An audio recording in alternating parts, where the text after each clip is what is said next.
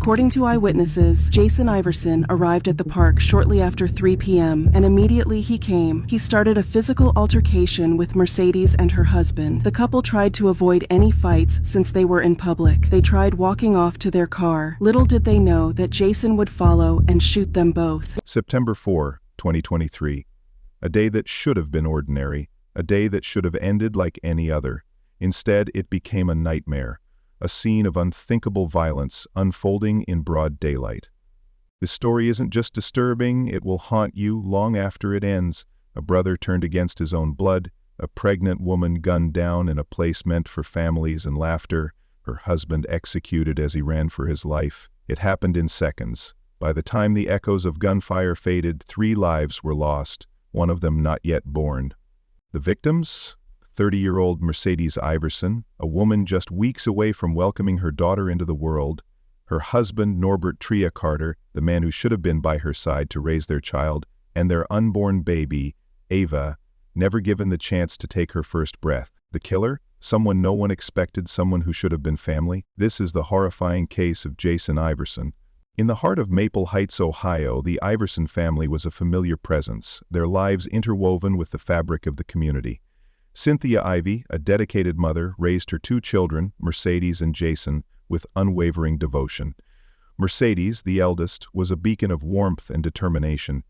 Her nurturing nature was evident from a young age, often seen guiding her younger brother through life's early challenges. Jason, in contrast, was introspective and reserved, possessing a keen intellect that gravitated towards the intricacies of technology. Growing up, the siblings shared a bond forged through shared experiences and mutual support. Their childhood home resonated with laughter, occasional sibling rivalries, and the comforting presence of their mother. Cynthia worked tirelessly to provide for her children, instilling in them the values of perseverance and empathy. Family gatherings were filled with stories, games, and the aroma of home-cooked meals, painting a picture of familial harmony. As adolescence gave way to adulthood, Mercedes charted a path marked by ambition and compassion. She pursued a career in nursing driven by a desire to heal and assist those in need. Her dedication saw her working long hours at local hospitals, earning the respect and admiration of colleagues and patients alike.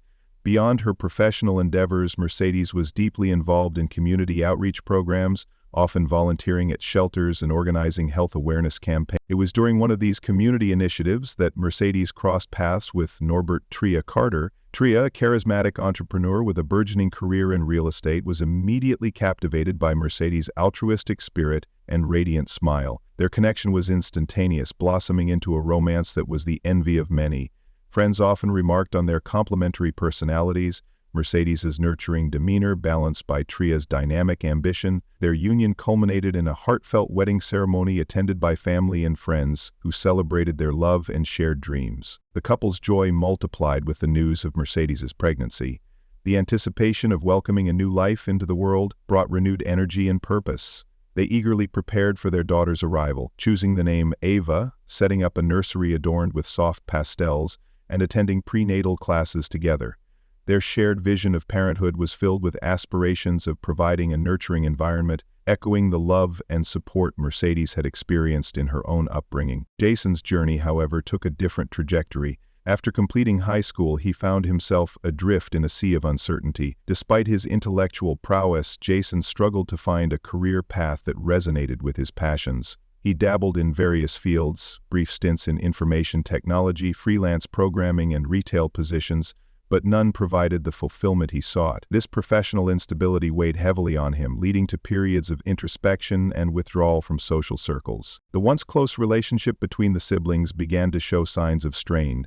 Mercedes' flourishing career and personal life stood in stark contrast to Jason's struggles, inadvertently casting shadows of inadequacy and resentment. Family gatherings, which were once a source of joy, became arenas of unspoken tensions. Jason often felt overshadowed, his achievements, though significant in their own right, paling in comparison to his sister's milestones. Conversations became terse, and Jason's attendance at family events grew sporadic. Cynthia, ever the matriarch, sensed the growing chasm between her children. She made concerted efforts to bridge their differences, organizing family dinners and initiating heartfelt conversations. She reminded them of their shared history, the bond that had weathered childhood squabbles and adolescent challenges. Yet, despite her best intentions, the undercurrents of discord persisted. Jason's internal battles remained largely obscured from view, his true feelings masked by a facade of stoicism. In the months leading up to September 2023, subtle yet telling signs hinted at Jason's escalating inner turmoil. Neighbors observed him pacing in his driveway during the late hours, his silhouette a constant against the dim glow of streetlights. Colleagues noted his increasing withdrawal from workplace interactions, his once insightful contributions dwindling to mere nods of acknowledgement. Despite these indicators, the depth of his anguish remained largely unrecognized, concealed beneath layers of pride and unspoken pain. Labor Day weekend approached, bringing with it the annual church picnic at Stafford Park, a cherished tradition within the Maple Heights community. The event symbolized unity, a day where families gathered to celebrate, share meals, and partake in festivities. Mercedes and Tria, embodying the spirit of community, looked forward to attending, eager to reconnect with neighbors and introduce them to the impending addition to their family. The park, with its sprawling green lawns and echoing laughter of children, was a place of fond memories for many, including the Iversons. Unbeknownst to Mercedes and Tria, Jason also decided to attend the picnic. His motivations remain a subject of speculation, perhaps a desire to reconnect, to find solace in familiar faces, or to confront the demons that had plagued him in solitude. As families spread out their blankets and the aroma of grilled delicacies wafted through the air, Jason's presence was noted by several attendees. Some observed his distant demeanor, a stark contrast to the jovial atmosphere that enveloped the park. As the day unfolded, interactions between Jason and his family were marked by an underlying tension. Casual greetings were met with curt responses, and attempts at conversation quickly fizzled into awkward silences. Mercedes, ever the peacemaker, approached her brother with genuine concern, hoping to bridge the emotional distance that had grown between them. Witnesses recall a subdued exchange, with Mercedes placing a reassuring hand on Jason's shoulder, a gesture of sibling solidarity that, tragically, would be among their last. The warm glow of the afternoon sun bathed Stafford Park, casting a golden hue over the picnic tables and the clusters of families gathered for the Labor Day celebrations. Laughter rang through the air, blending with the distant hum of conversation and the occasional bark of a dog. It was a day meant for joy, for togetherness, but beneath the surface of this picturesque setting, something was amiss. Mercedes Iverson and her husband Norbert Carter had arrived only briefly, intending to drop off a baby stroller for Mercedes' mother, Cynthia. Their visit was never meant to be long, just a quick stop before heading home. But fate had other plans. Not far from them, Jason Iverson stood rigid, his hands balled into fists, his dark eyes fixated on his sister and her husband, a storm brewing behind them. The moment he saw them, his demeanor changed. Shoulders squared, jaw tightened, breathing heavy. His presence, which had gone mostly unnoticed, was suddenly impossible to ignore. Mercedes caught sight of him and let out a small sigh. She had always been the peacemaker, the one who tried to smooth over the rough edges in their family. Maybe today would be no different. She offered him a tentative smile, hoping to dissolve whatever tension was growing. "Hey, Jason," she greeted softly, stepping toward him. "Didn't know you were coming today." Jason didn't return her smile. His face was tight, his expression unreadable. "Didn't think I needed an invitation," he replied flatly. Mercedes chuckled lightly, trying to ease the moment. "Of course not," she said, placing a reassuring hand on his shoulder, but Jason barely acknowledged the gesture. His gaze flickered toward Norbert, who stood a few steps behind Mercedes, his stance protective but not confrontational. The air between them crackled with unspoken words, years of resentment layered beneath the surface. "What's the problem, Jason?" Norbert asked, keeping his voice even. Jason's lips parted, then pressed together again. For a moment, he seemed to struggle with his words, as if battling something within himself.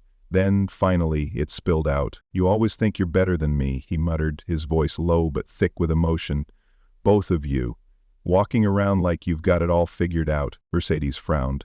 "Jason, no one thinks that." "Don't lie to me," Jason snapped, his voice rising, drawing the attention of a few nearby picnic-goers.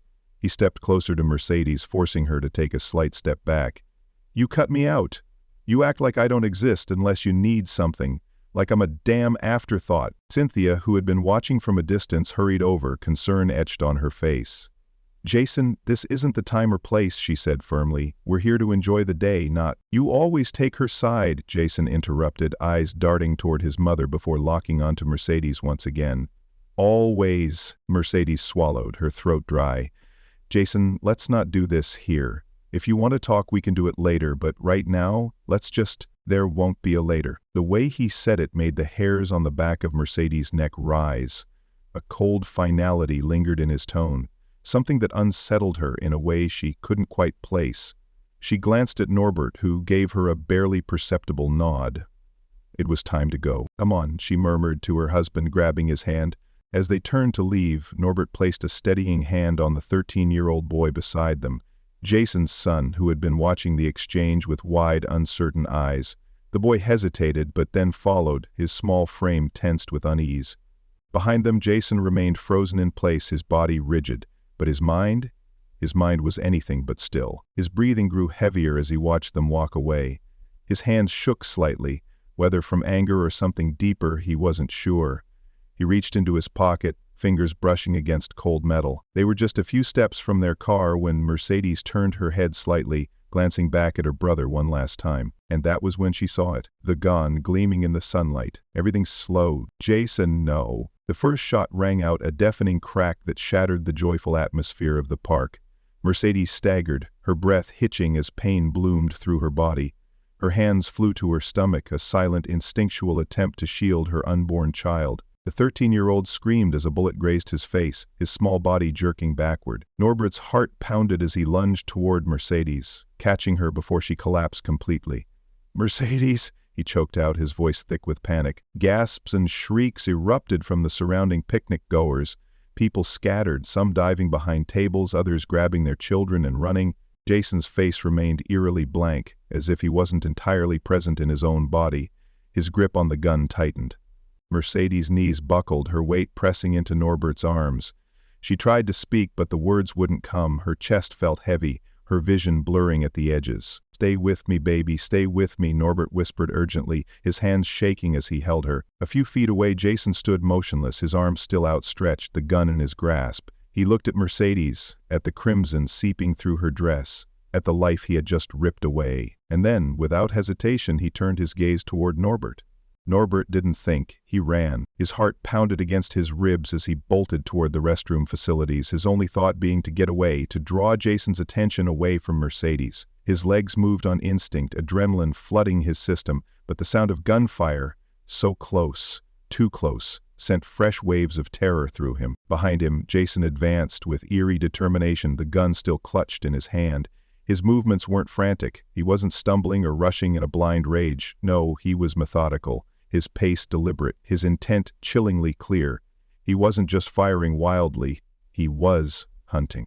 Norbert could hear the chaos unfolding behind him. The park had erupted into screams, panicked voices shouting for help, the sounds of people scrambling to get their loved ones to safety, but all of it faded beneath the singular focus of his mind. His breath came in sharp gasps as he reached the restrooms, darting behind the concrete structure in a desperate attempt to shield himself. He pressed his back against the wall, his chest heaving. His mind raced, he had to think fast. Then, silence. Jason was no longer running. Norbert's pulse thundered in his ears as he strained to listen, every nerve in his body on edge. Had Jason given up? Had he fled?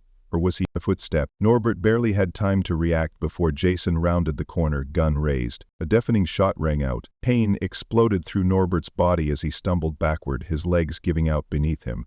The ground came up fast, the impact jarring, but it was nothing compared to the searing heat in his chest. His hands trembled as he pressed them to the wound, blood already spilling between his fingers. Jason stood over him, his expression unreadable. Norbert tried to speak, but the words wouldn't come. His vision blurred, his strength fading with each weakening beat of his heart.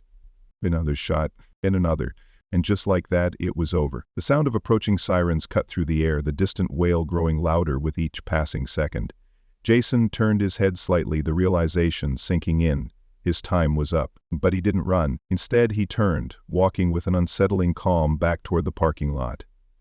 The screams, the crying, the sheer devastation surrounding him. It was as if none of it touched him. Mercedes lay motionless near the car, her once vibrant presence reduced to eerie stillness. Nearby, the 13-year-old boy clutched his face, blood from the grazing wounds streaking down his cheek. Police vehicles skidded to a stop at the edge of the park, doors flying open as officers spilled out, weapons drawn. "Drop the weapon," one of them shouted. Jason finally halted. He stood there for a moment, his fingers tightening around the gun as if weighing his options. And then, in a movement almost too smooth, too effortless, he let it fall from his grasp. It hit the pavement with a dull thud. Officers rushed forward, tackling him to the ground, pinning his arms behind his back. The cuffs clicked into place, the weight of his actions pressing down on him, and yet he remained silent. No struggle, no remorse, nothing. As they lifted him to his feet and led him toward the waiting squad car, his gaze flickered back toward Mercedes one last time. Then, without a word, he was gone. Paramedics worked frantically to stabilize Mercedes, but deep down, Cynthia knew. She had dropped to her knees beside her daughter, hands trembling as she whispered prayers through her tears. "Stay with me, baby, please." The ambulance doors slammed shut, its sirens piercing the air as it sped toward the hospital. Inside, Mercedes clung to the final threads of consciousness, her thoughts a jumbled blur of pain and fading memories. She wanted to speak, to say something, anything, but the strength had already left her body. And then, doctor, by the time they reached the emergency room, it was too late. Mercedes Iverson, along with her unborn daughter Ava, was pronounced dead. The news spread quickly, sending shockwaves through the community. The loss was incomprehensible, the brutality of it unfathomable. And Jason Iverson, the brother who should have been her protector, was the one responsible. Jason Iverson sat in the stark confines of the Cuyahoga County courtroom, his expression unreadable as the gravity of his crimes bore down on him. The room was filled with a tense silence, broken only by the murmurs of reporters and the quiet sobs of those who had come seeking justice for Mercedes Iverson, her husband Norbert Carter, and their unborn daughter, Ava. The legal battle ahead was not one of proving guilt. Jason had made his choices in broad daylight, witnessed by an entire community. Instead, it was about ensuring that the punishment reflected the sheer brutality of his actions. Leading the prosecution was Cuyahoga County Prosecutor Michael C. O'Malley, a seasoned attorney known for his meticulous approach and unwavering dedication to victims. From the moment Jason was indicted, O'Malley and his team worked relentlessly to build a case that would leave no room for doubt. The charges against Jason were extensive, reflecting the full extent of his crimes. 3 counts of aggravated murder, 5 counts of murder, 1 count of attempted murder, and 8 counts of felonious assault. Each charge underscored the devastation left in Jason's wake, from the senseless execution of his sister and her husband to the trauma inflicted on his own 13-year-old son, who had barely escaped with his life. As the case moved toward trial, there was little question about the outcome. The prosecution had overwhelming evidence, eyewitness testimonies, security footage from Stafford Park, and the ballistic report confirming that Jason had fired the shots that ended Mercedes and Norbert's lives.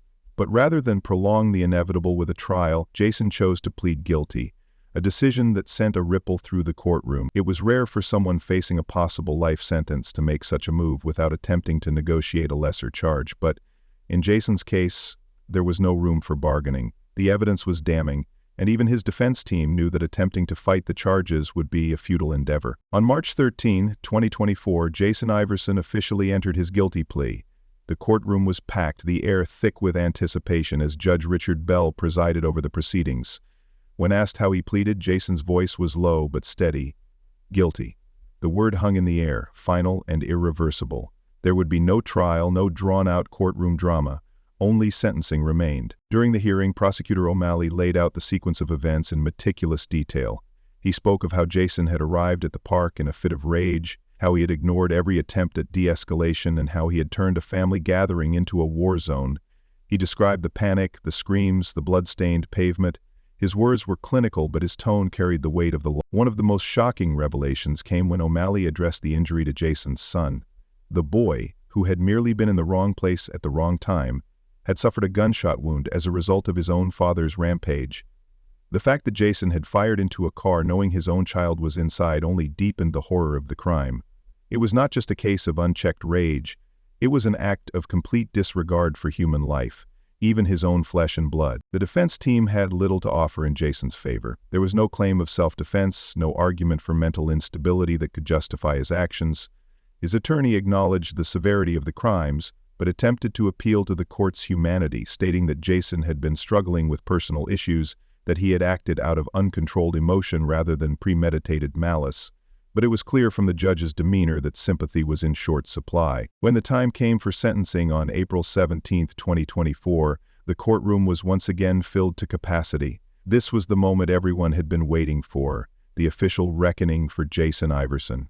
As he stood before Judge Bell, shackled and silent, the weight of his actions seemed to finally settle upon him. Judge Bell did not mince words. He spoke of the unimaginable loss suffered by the victims' families, of the terror Jason had inflicted upon an entire community. He pointed out that Jason had ample opportunities to walk away that day, to de-escalate the situation and preserve the lives of his sister and her husband.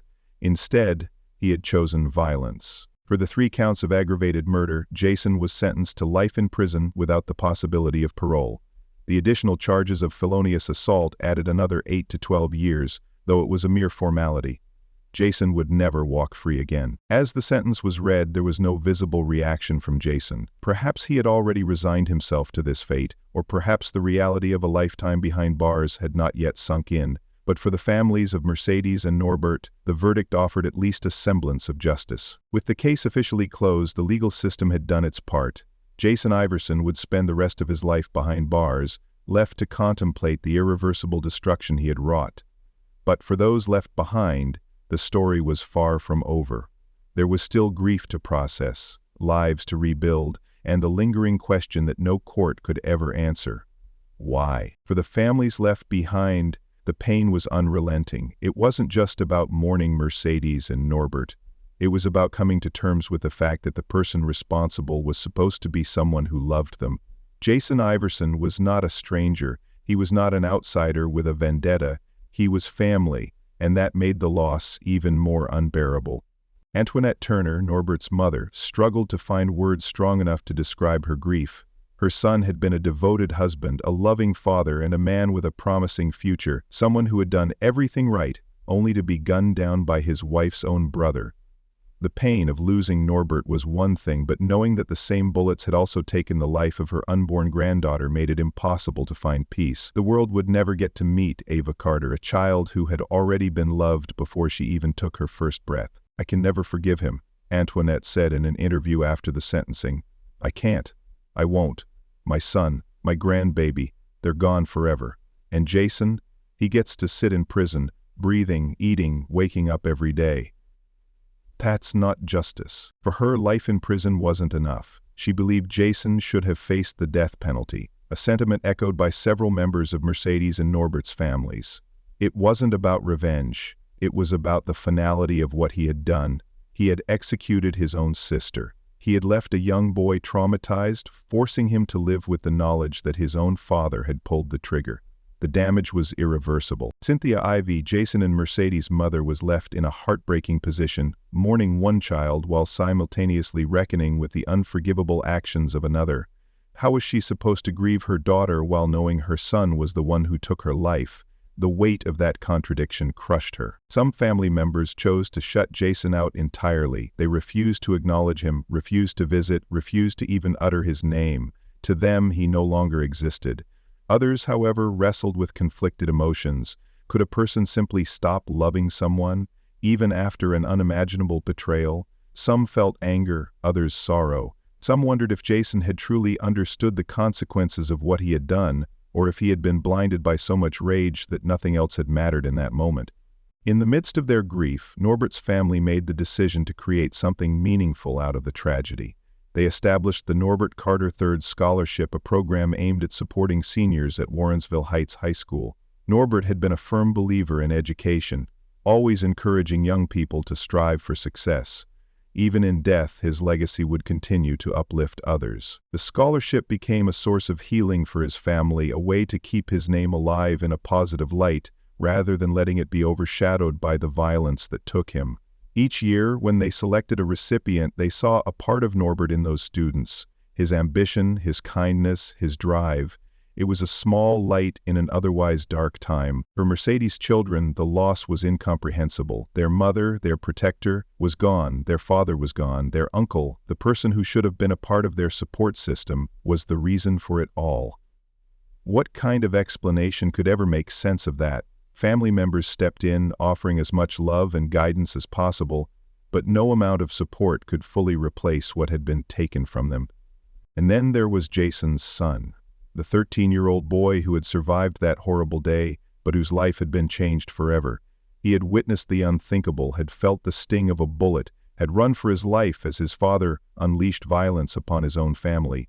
How could he ever reconcile that? Could he ever find a way to understand why his father had done what he did? As time passed, the case faded from the headlines, replaced by the next tragedy, the next senseless act of violence. But for those directly affected, the wounds never truly healed. The pain never went away. They learned to live with it, to carry it, to move forward, not because they wanted to, but because they had no choice. Mercedes, Norbert, and Ava had their futures stolen. Their dreams would never be realized, their families would forever wonder what could have been, and the one person who should have stood beside them in life had instead been the one to take it all away. This tragedy serves as a grim reminder of how quickly anger can turn deadly, how fragile life can be, and how the deepest betrayals often come from the places we least expect. What do you think? Should Jason have received the death penalty for his crimes, or was life in prison enough? Let us know your thoughts in the comments. And if you believe innocent children should never have to suffer for the actions of others, subscribe to the channel. Only those who think children deserve to be harmed would refuse to subscribe.